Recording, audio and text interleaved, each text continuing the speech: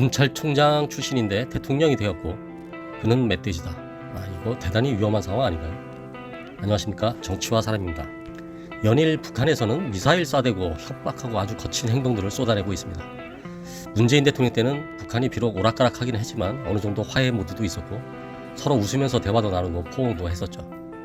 노무현 때도 그랬습니다.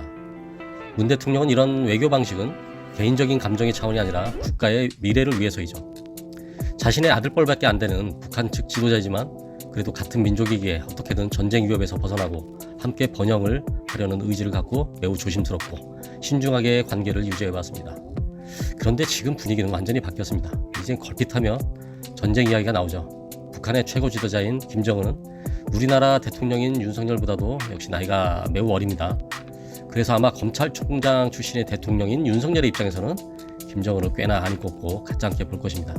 그런데 윤석열 입장에서는 이런 문제들을 국가 중대사로 보는 시각이 존재하지 않습니다. 거기에 윤석열은 대단히 사적인 사람이죠.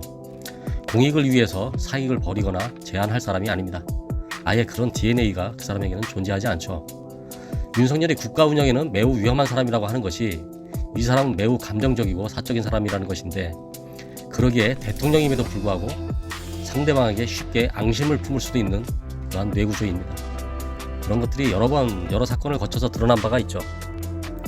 더 탐사라고 하는 언론이 법무부 장관 한동훈 집에 방문했다는 것을 두고 자기가 직접 얘기했죠. 고통을 보여주어야 한다라고 발언을 할 만큼 그런 말을 거르거나 생각해서 하지는 않습니다.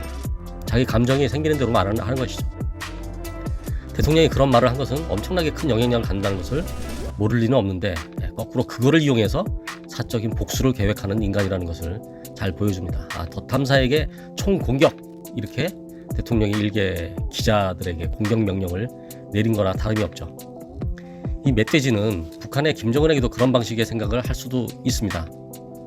자신의 말 한마디에 커다란 파급 효과가 발생된다는 생각보다는 자기보다 나이 어린 상대에게 기 안 죽으려고 나는 또 한담을 하는 사람이라는 것을 보여주려고 또 나이도 어린 게 어디서 가짜게 까부고 있다, 이런 식의 생각으로 접근을 하다 보면 어떤 사고를 칠지도 모르는 위험한 상황이라는 것이죠.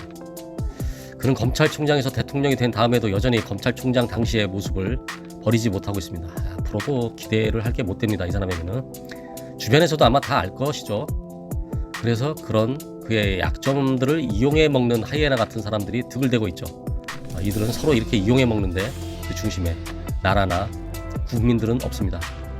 오로지 사적인 계산으로 이루어진 관계이기 때문에 좀 시기가 지나면 나중에는 배반이 판을 칠 것이고 서로 물고 뜯고 핥히고 하는 지옥의 열전이 벌어질 것이라 충분히 예상이 됩니다. 북한과의 관계에 있어서 지금과 같은 인식을 그대로 갖고 가서는 안 됩니다. 윤석열은 자기 지지율이 바닥까지 내려간 경험이 있는 사람이기에 아마도 그는 스스로 지옥을 경험했다라고 생각할 수도 있겠습니다. 그런 사람에게는 그 지지율이라는 것이 타 대통령보다도 지나치게 오히려 강조되고 중요하게 인식이 될 것입니다. 실제로는. 그런데 요즘 지지율이 좀 오르고 했던 것이 저 멧돼지 입장에서는 노동계든 개혁이든 또 북한 관계든 강경하게 대처하고 강경 발언을 하고 강경한 정책으로 밀고 나가서 지지율이 오른 것으로 확신할 가능성도 있습니다. 물론 일부 영향이 있을 수도 있겠죠.